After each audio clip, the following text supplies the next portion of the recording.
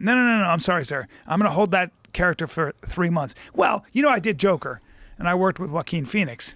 Same thing. I was in the room with him for 5 days, and when he came, I think to set he was 100 and when he was walking around, he was 180 pounds or something, and I think Todd Phillips said something like, "I think the character should be kind of skinny." Just kind of said it, casually, like I think.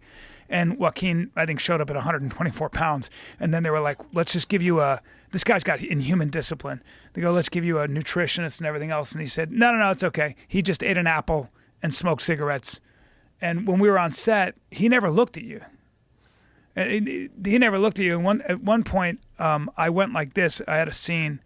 If you blink, I'm out of it. But I had a bunch of lines that didn't make it. But I go like this. I go, "What'd you do? Take a gun and blow your head off?" And I mimicked it, and I put it in my mouth. I'm like, like that.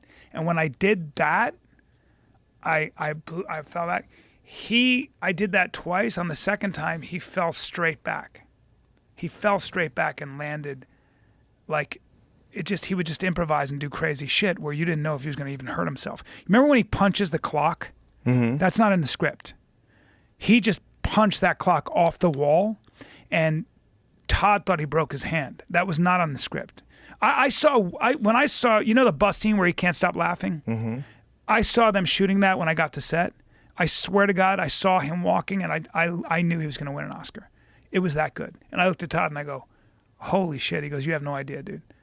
It was like when I saw The Fighter, Christian Bale in The Fighter. Remember that opening scene? I went, "Oh, you're going to win an Oscar in this."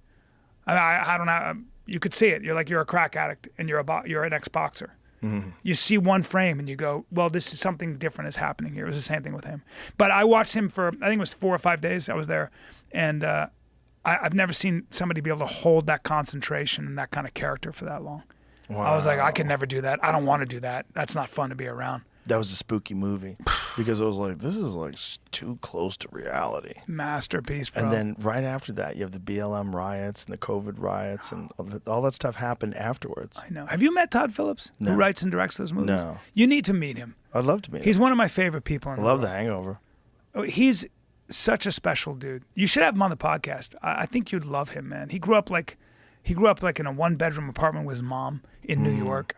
And I think he's just a fucking genius. He gave me notes on a script I wrote once, and I was like, "Oh, that's why you're a genius." Isn't it funny that we like people better if they grew up in a 1-bedroom apartment with their mom? With chaos. I feel like he grew up in a mansion in Park City, Utah, just overlooking the slopes. Yeah.